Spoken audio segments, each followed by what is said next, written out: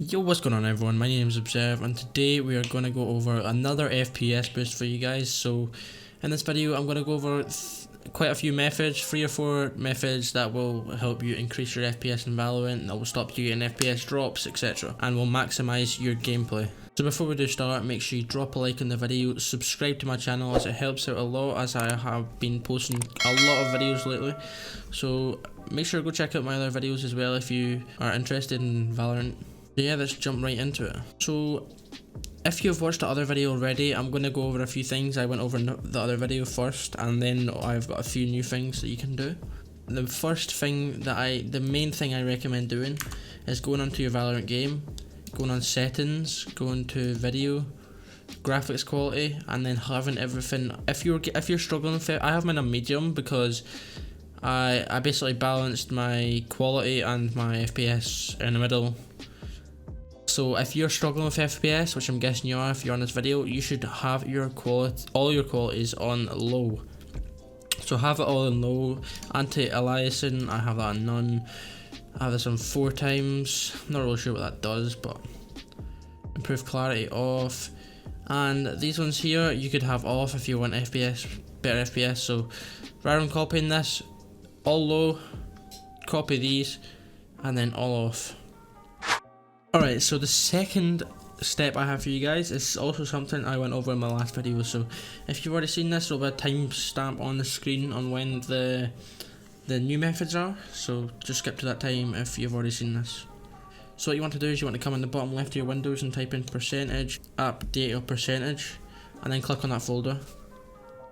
Then you want to click app data, local, then you want to look for shooter game, which is right there, click that, go and saved. Go config, and then when you're here you want to go for the one that's just a load of random letters. So everyone should have crash, desktop and Windows. You just want to click the one that's the odd one out, the top one for me, and then Windows client, and then it should come up with this right here. So once you get to this part, you just want to right click it and turn off read only, apply, okay, double click on it. And then once you get back to this part here, you want to just copy my settings from this part down. It should be the same from up anyway, apart from maybe your resolution. But you just want to have it on 0, 0, 0, all of them on 0. So basically makes your graphics, it makes your quality go down, but it gives you more FPS. So once you've done that, you just want to click X, you just right click it, click properties, read only again, so nothing changes, click apply and okay. And that is, you completed the second step. Okay, so this step is basically just, it will only apply to some people really. It depends on whether you have more than one monitor. If you play on a 144Hz monitor or a 240Hz monitor, then you are fine as long as you only have one of them. But if you have more than one, alright, so basically I'm going to use me for an example so I can explain it better. Basically I have a 144Hz in the middle and I have 260Hz on my left and right.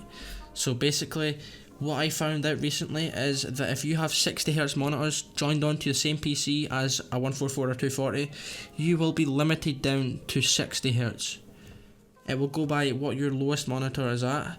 So to counter this, so basically if you're in the same position as me, like I was so shocked when I found out, and then what I done was I unplugged my two monitors that were 60Hz. So then I was 100% sure I had 144, and I felt the difference straight away. I was playing on 60Hz for so long without even realising. Right, so yeah, basically if you have a 60Hz monitor along with something higher, it could be any amount higher, then it will cap to your lowest. So you need to unplug your monitor while your other monitor, if it's on 60Hz, while you're playing, because this will stop you from getting the FPS you really want to see. Okay, so the first step is basically to set your game as high priority. So to do that, you want to go to taskbar, right click it and click task manager, or you can just type in the bottom left task manager, and then you want to find Valorant, you want to have it open, click Valorant, and then you want to click go to details. Once you're on that, make sure you should be on Valorant right there, you right click it, go to set priority and put it on high. Then you just want to change priority, and you could do it with both of them. If they're both there, just put them both on high, and that will basically prioritize your PC to give you better FPS on Valorant. Okay, so the final step I'm going to give you guys is a really quick one. It's really easy, but a lot of people don't do. So what you want to do is type in %, temp and %. You want to load this up and you'll have a lot of temp folders. These are basically just temporary files that are not useful in any way. So you just want to click select, click Control A, and then right click delete. You just want to delete every single one. Trust me, nothing in this folder matters in any way, I promise. So the stuff that doesn't delete, you can just leave that there. And then you want to go down again and just type in temp this time. And then delete temporary files. And then you can see a better in-depth of your temporary files. So as you can see, I'm still taking up 6 GB on my PC of temporary files that I don't need. So you can go in here and just choose what you want to delete. Just make sure do not click anything wrong, like downloads I would recommend not clicking. Recycle bin you should definitely click.